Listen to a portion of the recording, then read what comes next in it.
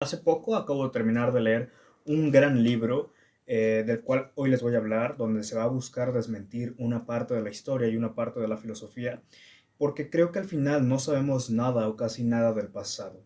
Decía, por ejemplo, Atterbury, un contemporáneo de Newton, que hay más obras antiguas perdidas que conservadas. Entonces, ¿qué queda, por ejemplo, de los millares de manuscritos de la Biblioteca de Alejandría, fundada por Ptolomeo Soter, que eran documentos irreemplazables y finalmente perdidos para siempre sobre la ciencia antigua? ¿Dónde están, por ejemplo, las cenizas de los 200.000 libros de Pérgamo? ¿Qué ha sido también, por ejemplo, de la colección o de la biblioteca de Pisístrato en Atenas y de la biblioteca del Templo de Jerusalén?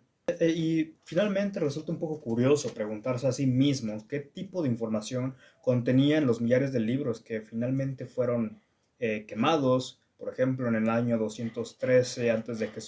por orden del emperador Chang Hong-ti, con fines únicamente políticos. Sí, este y más es precisamente lo que cuestiona este libro, El retorno de los brujos, de Louis Pauwels y Jacques Berger. Contrariamente a lo que se cree, todos sabemos o todos hemos leído de que Descartes es considerado como el padre de la filosofía moderna porque parte la filosofía con su método del racionalismo. Sin embargo, de repente leyendo esta obra me di cuenta, o al menos les voy a ir explicando un poco al respecto, de que Descartes no fue quien inventó el método del racionalismo.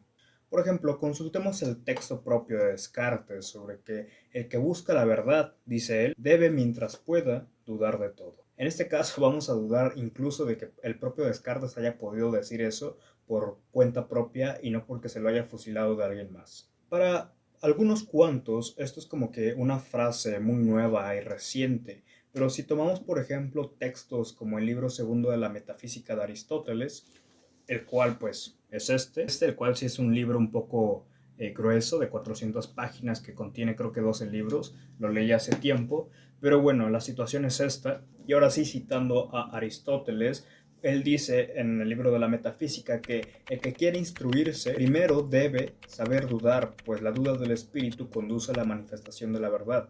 ¿No le suena algo conocido?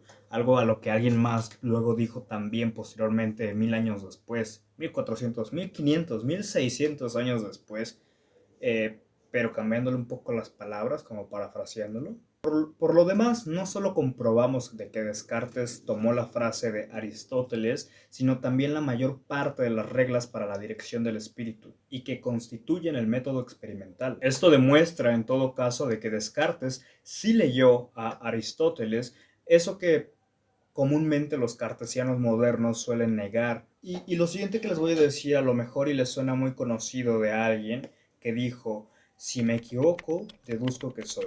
Pues el que no es, no puede equivocarse, y precisamente porque me equivoco, siento que soy.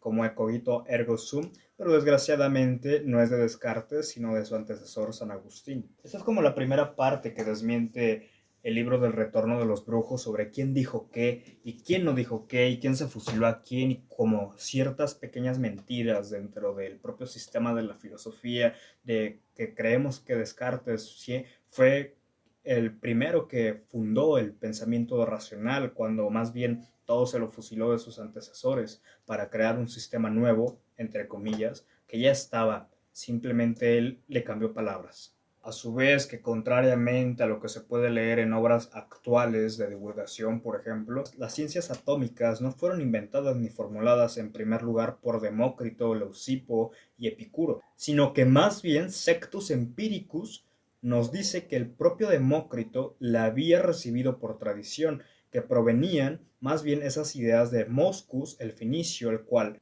punto importante a tener en cuenta, parece afirmar que el átomo sí era divisible. Demócrito creía que no, pero de donde tomó la idea Demócrito, la persona decía que sí era divisible, es decir, Moscus de el Fenicio. En este caso parece que se trata de una especie de oscurecimiento del conocimiento arcaico, conocimiento al que no cualquiera puede acceder. ¿Y cómo es que no podemos no admirar el campo cosmológico, habida cuenta a la ausencia de los telescopios, al comprobar que a menudo los datos astronómicos son incluso más antiguos? Es una delicia leer textos de esa clase sobre cómo se expresaban respecto a la astronomía, por ejemplo los mayas o por ejemplo los griegos. Por ejemplo, en lo que atañe a nuestra propia galaxia, es decir, la Vía Láctea, por ejemplo, personajes como Tales y Anaxímenes, ellos creían que nuestra galaxia estaba constituida por estrellas, las cuales cada una refería a un mundo compuesto de un sol y de varios planetas, igual que un sistema solar, que estaba situado pues en el inmenso espacio. Y Lucrecio, hay que decir que conocía la uniformidad de la caída de los cuerpos en el vacío y el concepto de un espacio infinito, lleno de infinitos mundos, algo similar como, no tengo el libro a la mano, pero como lo que decía Giordano Bruno. Y Pitágoras, antes que Newton, había enseñado ya la ley inversa del cuadrado de las distancias. Plutarco, por ejemplo, también queriendo explicar cómo el peso busca su origen en una atracción recíproca entre todos los cuerpos y que es causa de que la Tierra haga gravitar hacia ella todos los cuerpos terrestres que le rodean, de la misma manera que el Sol y la Luna hacen gravitar hacia su centro todas las partes que pertenecen, reteniéndolas, es decir, sin que ningún planeta se escape dentro de su eje, por una fuerza de atracción a una esfera particular, la Tierra. Y es aquí donde, por ejemplo, personajes como Galileo, en este caso les puedo recomendar leer como este libro de Bertrand Russell, y Newton confesaron expresamente lo que debían a la ciencia antigua, de la misma manera que Copérnico, en el prefacio de sus obras dedicadas al Papa Pablo III, escribe textualmente que ha concebido la idea del movimiento de la Tierra alrededor del Sol leyendo a los antiguos. Por lo demás, la idea de la confesión de estos plagios en nada mengua la gloria propia de Copérnico, de Newton o de Galileo, porque finalmente son personajes que retomaron y pudieron comprobar esas teorías. A todo esto remarca Mademoiselle Bertin que no hay nada nuevo salvo lo que se ha olvidado. Y mientras hacía este guión, como les digo, recordé uno de los libros que igual leí hace tiempo, que es precisamente este, de Bertrand Russell, en el que explica un poco sobre la hazaña de los griegos, sobre la perspectiva científica, así se llama. Un libro muy bueno, accesible, que explica 4 personajes que cambiaron el mundo de la ciencia. Empieza con Galileo, empieza con Newton, luego Galileo, luego Darwin y luego Pablo. Y entre las otras cosas que explica es sobre la injerencia de la ciencia en el orden social, habla de la historia de la ciencia, explica el método científico, sobre la unión de la religión y la ciencia, sobre las técnicas de la biología, psicología, fisiología, sociedad y demás cosas que luego pues ya les iré hablando un poco más a profundidad. Pero entre las primeras páginas pues es donde les digo que habla de estos personajes, sobre la hazaña intelectual de los griegos, quienes estudiaron la astronomía y la geometría, siendo así el genio griego el más deductivo más que inductivo. Los griegos observaron el cielo como poetas más que como hombres de ciencia, porque es notable que los griegos en la astronomía descubrieron en sí mismo que la Tierra era redonda y cómo algunos de ellos llegaron a la teoría propia de Copérnico, sobre que la Tierra giraba alrededor del Sol. Por ejemplo, Arquímedes, un personajazo dentro de la historia de los griegos o dentro de las grandes mentes que con un espejo se dice que venció a todo un ejército quemando los barcos con el sol, con el puro reflejo. Arquímedes había escrito una carta al rey de Gelón, de Siracusa, diciéndole que Aristarco de Samos había hecho una teoría donde explicaba que el universo era más grande de lo que se pensaba y que las estrellas y el sol eran fijos, eran inmóviles. No sé si se alcanza a escuchar el sonido, pero están golpeando aquí al lado un carro. Y bueno, entre otras cosas, también explicaba que la Tierra era la que giraba alrededor del Sol en la circunferencia de un círculo, estando el Sol situado en el centro de la órbita. Y luego ya después personajes como Kepler, como 1800 años después, desmintió la idea de que fuese la órbita un círculo, sino que más bien era una elipsis. Pero pues tampoco era nada tan alejado de la realidad. Fue lo que a su vez motivó como que a Copérnico a revivir esas ideas por la opinión sustentada de Arquímedes, quien pues como les digo pues era un personaje demasiado elevado en su época. Y una de las cosas que he leído, desmiéntanme si estoy mal, pero la razón de ser de la circunferencia, un círculo para los griegos, era por la perfección misma de un círculo. Y precisamente se pensaba que pues no podía ser una elipsis porque la naturaleza es perfecta. Pero pues 1800 años después dijo Kepler, ni el mentira, pues es un óvalo. Ok, y la razón de que muchos de estos conocimientos se perdieran o se olvidaran fue a su vez de que cuando Alejandría fue tomada por los maometanos, los conocimientos terminaron siendo reemplazados o ignorados. Pero ya cabe decir que los árabes fueron mucho más experimentales porque en ellos se inicia la química, o más bien, pues la alquimia. Prosiguiendo con el libro del Retorno de los Brujos, menciona algunos cuantos acontecimientos que surgieron, o más bien descubrimientos como que fuera del tiempo establecido, es decir, eran cosas que no se podían saber en ese momento. Por ejemplo, llega a plantear sobre las señales ópticas que planteó Claude Chappe, un francés que lo hizo en 1793, y estaban siendo debatidas y comentadas 100 años antes en una carta de Fenelón fechada el 26 de noviembre de 1695 y dirigida a Jan Sobieski, secretario del rey de Polonia, donde mencionaba experimentos no solo de telegrafía óptica o de telefonía por portavoz, sino que lo más raro de todo esto es que esas ideas no eran de 1695, esas ideas todavía venían de más atrás, 1635.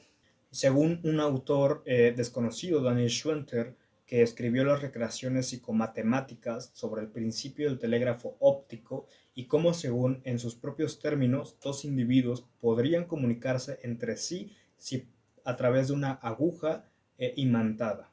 Investigué un poco y me encontré con un libro que habla un poco sobre la ilustración, que son como 9 volúmenes, y en el octavo, en la página 132, este suceso se explica.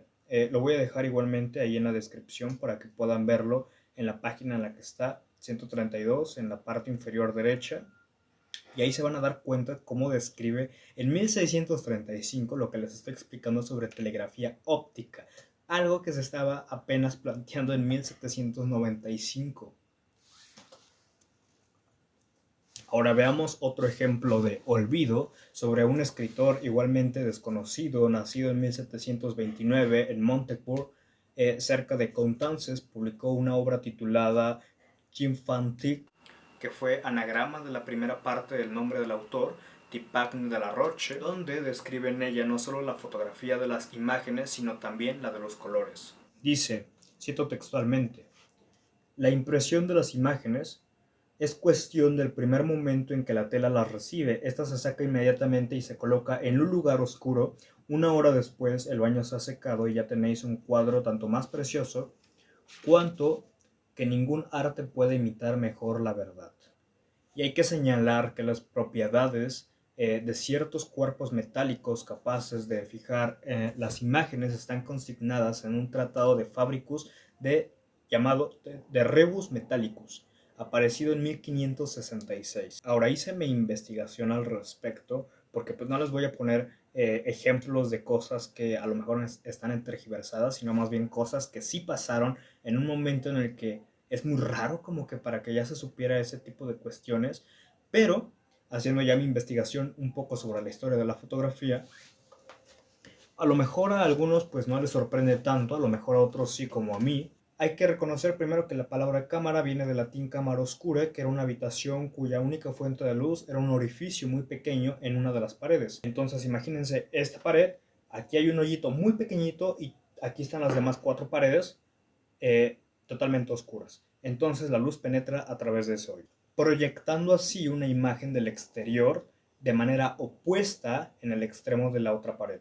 Y personajes, por ejemplo, como Leonardo da Vinci, que nació en 1452, un año antes de la caída de Constantinopla, y que vivió hasta el año 1519, él definió la cámara oscura diciendo que si se coloca, por ejemplo, una hoja de papel en blanco verticalmente en la habitación oscura, es decir, del lado opuesto a donde está el orificio para que penetre la luz, el observador podrá ver en ella proyectada los objetos del exterior con sus formas y colores. Parecerá como si estuvieran pintados en el papel, decía él, que es lo que conocemos actualmente como una cámara estenopeica, que es una caja donde tiene un agujero del tamaño de un alfiler y del lado opuesto hay un papel fotográfico. Entonces la caja la cierras para que se conserve la oscuridad, la pones donde quieres tomar la fotografía o del paisaje que quieres capturar, le pones el papel fotográfico del lado opuesto, entonces la luz que entre va a estar proyectada de manera inversa y ahí lo vas a tener después de un rato, que luego hay que revelar.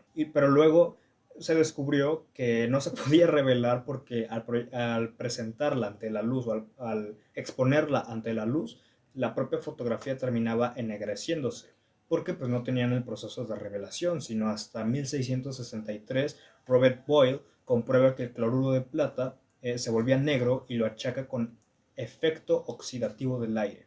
Y ya en 1757 Giovanni Battista demuestra que ese efecto es debido a la acción de la luz, y desde entonces se suceden los intentos de fijar imágenes y dibujos por medio de la propia luz sin conseguirlo. Igual, estuvieron intentando descubrir durante 200 años cómo podían revelar una imagen sin que ésta se ennegreciera en la exposición de la luz.